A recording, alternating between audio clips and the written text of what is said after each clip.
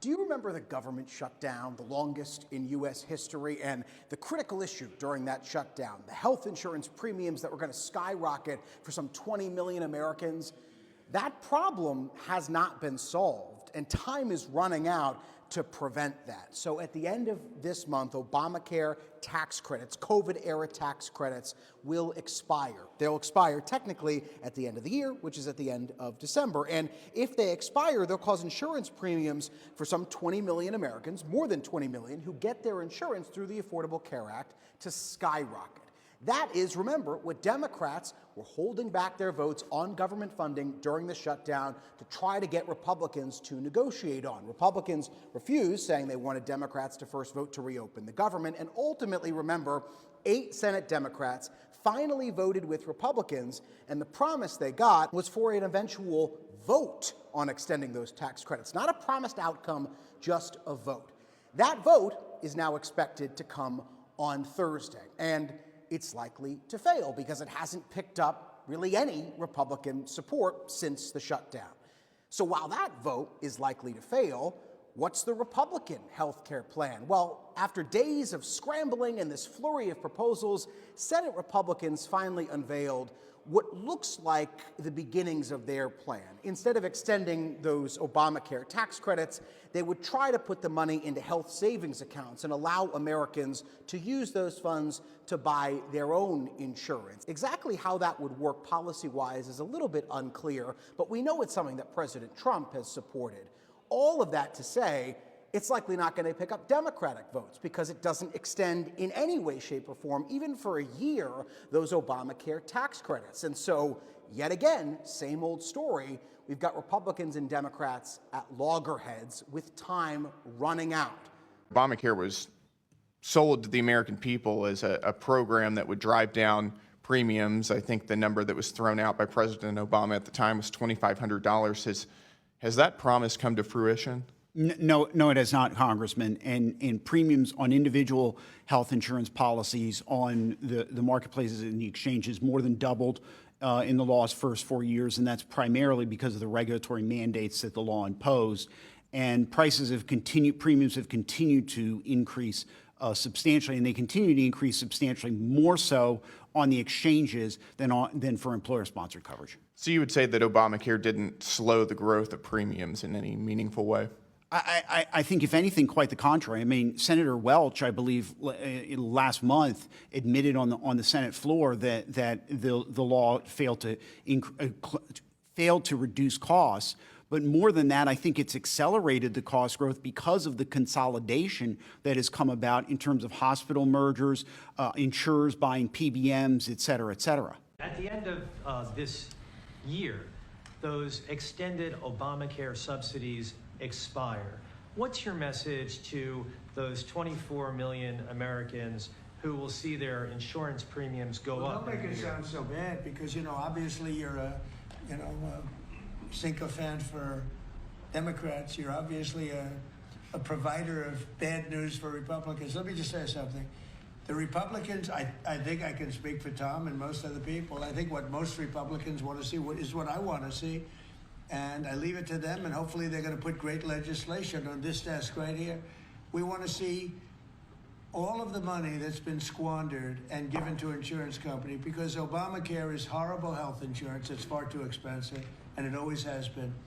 But what it really is a way of making insurance companies rich. We want the money not to be paid at all to insurance companies. Hey, Mary Bruce with ABC here, and let's talk healthcare, because right now millions of Americans are bracing for their insurance premiums to skyrocket after Congress failed to act. Republicans in the Senate yesterday rejecting a plan to extend those expiring Obamacare subsidies. They argue that the entire system needs to be overhauled, but Republicans still haven't agreed and coalesced around a plan. And now many are looking right here to the White House. President Trump hasn't put forward his own plan either. And yesterday I asked the press secretary, Caroline Leavitt, what is the president's plan? When are we going to see it? And she said only, quote, very soon. But in the meantime, these subsidies are about to expire now. And many people that we've talked to say they simply will not be able to afford their coverage if Washington doesn't act. We have breaking news. Republicans in the Senate have just voted down the Democrat plan to extend the enhanced Obamacare subsidies for 3 years. Heck yeah, so now it's obvious for the 24 million Americans on Obamacare who will see their healthcare premiums more than double January 1st. It's the fault of Republicans. Look, your plan was just to keep the status quo of the already unaffordable Obamacare by subsidizing big insurance companies more and more. Our plan, which y'all just voted down earlier today, was actually to try to fix the system through giving power to the people through health savings accounts. Well, we just argued the flaws of your plan in the last video, but let's just be clear. Every single Democrat voted against your plan, along with one Republican, Rand Paul, voting against it. Meanwhile, every single Democrat voted for our subsidy extension, along with 4 Republicans. Our plan is the one with bipartisan support. I think that just shows en masse Republicans are more willing to cross the aisle to find a solution. The TDS is real, and I think if y'all were really genuine, you would offer a 1-year subsidy extension and let healthcare negotiations take place over the next year. We did offer that during the shutdown. That was Schumer's plan, and you all said no. We weren't going to negotiate healthcare during the shutdown, but now y'all up your ass to 3 years of keeping the system broken. It's 3 years of ensuring 4.8 million Americans aren't priced out of their healthcare. I mean, there's other things we could do to fix the system, but we should start with ensuring calamity doesn't strike, which now it will when the enhanced subsidies expire Jan 1. Well, that calamity you speak of is merely a return to the original Obamacare subsidies. Y'all enhanced them during COVID and set Jan 1, 2026 as the expiration date. I'm sorry, you don't have Republicans on board to keep paying the bills of the United Healthcare CEO. Okay, we gotta exist in the reality of the system we are currently in. Your HSA plan fails the millions of Americans with pre-existing conditions. Ours gives relief to each and every person on the exchange, so y'all own this one. Well, there's still some time. Hopefully we can come together and maybe find a solution that incorporates ideas from both sides. Yeah, we'll see on that. My hope isn't high on Trump being a uniting force. Republicans crossed the aisle today. Democrats didn't. Maybe it's because y'all want to see our system fail next year so you can blame it on Republicans and win the midterms. The 3-year extension was on the table today to avoid the calamity. 3 years? Really? That just wasn't a real offer. 4 Republicans thought it was. Yeah, because we're not in a cult. Thank you, Ash, for clarifying. What? Hey there, Friday update for this week is the Affordable Health Care Act. Right now, sadly, it looks like it got tanked at midnight last night, 12:30 this morning. So if you remember, part of the negotiation in reopening the government shutdown that Trump caused and the Republicans caused was the Democrats wanted a 3-year extension on subsidies for the Affordable Care Act that would supplement the people that are currently on it. And in exchange to reopen the government, you'll remember, 8 Democrats stepped over with the Republicans to agree to reopen, but to guarantee to have a vote on the extension. Remember, the Democrats were holding out. They wanted the 3-year extension as part of the reopening, and finally they caved in on that, which was not good. So today, or last night, was that day when they put their proposals, I guess Republicans and Democrats, over to the Senate to vote on those subsidy extensions. It would have needed 60 votes in the Senate along party lines. I believe 53 Republican, 47 Democrat. Both proposals, Republican and Democrat, failed. There were a couple Democrats that stepped over to vote on the one with the Republicans, but it was still short of the 60 votes that they needed. So here we are, a few weeks before Christmas. The vote in taking away the subsidies affects 24 million Americans right now that are on the Affordable Care Act that rely heavily on the subsidies. And that now potentially increases, I've heard, $1,000 to $1,800 a month increase on premiums beginning at the first of the year. And unlikely anything's going to happen between now and the end of the year. Congress is slated to go out on their winter break next week. I don't think anything's going to get proposed. So New Year's Day, 24 million people will be wondering what their new premiums are going to look like, or if they can even afford it. So keep them in your thoughts. Tomorrow, the United States Senate is going to vote on not one, but 2 plans to try and prevent healthcare premiums from skyrocketing for about 24 million Americans in just a matter of days. I hate to break it to you, but both of those plans are going to fail. The Democrats are offering the exact same plan they've been trying to vote on since before the government shutdown. Their plan would simply extend those ACA enhanced premium subsidies exactly as they are today for 3 more years.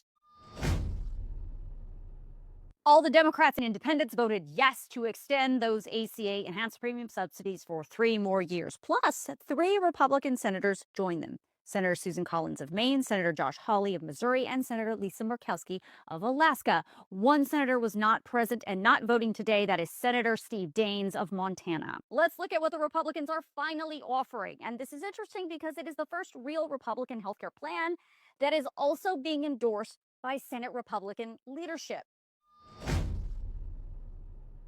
The only yes votes on that Republican proposal came from Republican senators. All the no votes came from the Democrats and the independents, plus 1 Republican joined them, Senator Rand Paul of Kentucky. The senator not present and not voting, again, was Senator Steve Daines of Montana. Now, this Republican plan would have allowed those Affordable Care Act enhanced premium subsidies to expire at the end of 2025. And instead of those subsidies, the government would deposit $1,000 into a health savings account to only qualified ACA members only on certain plans, and those recipients can then use that money to pay for the ballooning costs of healthcare. And even though this is the only real plan that Republicans have put forward to try and fix this looming healthcare catastrophe, again, not even all the Republicans in the Senate were on board with it.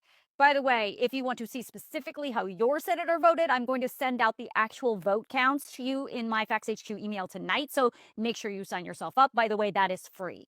Now, what's going to happen with healthcare? Because that's really the most important part of this. Well, it's obvious that the Republican leadership and the Democrat leadership and even the president are not taking this healthcare issue seriously. They're all blaming each other for the fact that 24 million Americans are about to see their healthcare costs skyrocket 30, 50, 150% on December 31st. Now, let me be clear. There are plans that would solve this problem being floated around the Capitol as we speak. I'm talking about bipartisan plans. Both Democrats and Republicans are saying, hey, we can support this plan and it will prevent this healthcare cliff. But the leadership on both sides is dug in, and they don't want to hear it. La, la, la. It's no secret that the Republicans hate the Affordable Care Act, generally. They generally hate these subsidies too, and they always say how awful it is. But at the same time, they aren't offering a solution. They're just like, oh, well. And it's also no secret that when the Democrats were in the majority, they could have at least tried to make these subsidies permanent. They didn't, because the expiration on the subsidy was part of a compromise that they made with Republicans at the time to pass the laws that included the subsidy.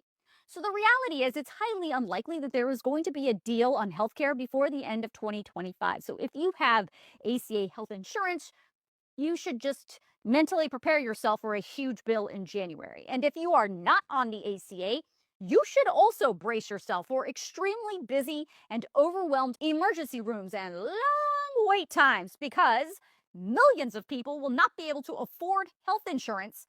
So instead of seeing their primary care doctor when they're sick, they're going to be clogging up hospital emergency rooms. Let me break down for you this healthcare debacle that's going on right now in the U.S. Senate and Congress. Number one, the Republicans have no plan. Number two, this is the worst messaging on healthcare I've ever seen. What they're saying now is, well, ideologically, we don't like Obamacare, therefore we don't want to do the subsidies. Ideology was settled in November 2024. MAGA won, Trump won. We don't need ideology now, we need results. We need action. Let me give you a real story. I live in Washington, D.C. Do you know that by law, as a Washington, D.C. resident, that I have to buy my insurance through the ACA? There's no competition. I can't go outside of Obamacare because they passed a law in D.C. You have to buy it from the exchange. So I'm on Medicare. I'm good, even though that's, $700,000 a month, whatever, okay? My wife and child have to get their health care. My adult child, 21 years old, healthy male, plays baseball, relief pitcher, Maryland Terrapins, and super healthy, no pre-existing conditions. Young lady, right? They have no choice but to get their health care through the ACA. Here's what it is. The cheapest plan available, the bronze plan for 2 people, Ann and Joe, $1,570 a month. That's $19,000 a year to cover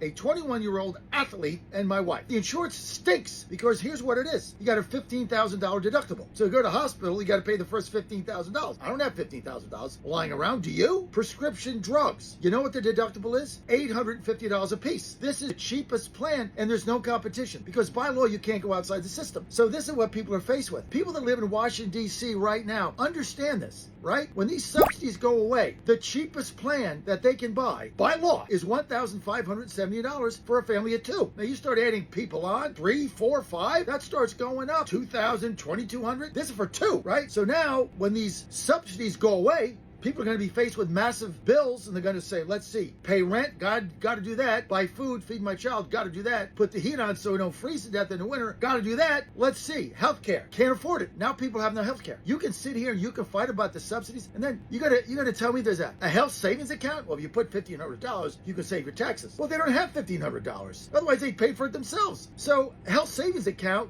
is not an answer when you're faced with these premiums staring you in the face. This is why the Republicans have no plan. They have no message. Here's what the message should be. We are going to extend the Obamacare subsidies for a year. In that year, we are going to work on fixing health care because the prices are out of control. Nobody's going to be able to afford this if we don't fix it. We're going to take a year, we're going to do it. But in the meantime, we're going to keep the subsidies because you budgeted that. And the fact that we're stripping those away is insane. And there's no alternative. Health savings accounts are not an alternative when you can't pay. Share this with your friends. Look, this is a painful message. Share this with your friends. Comment on it. Follow me at JF Radio Show.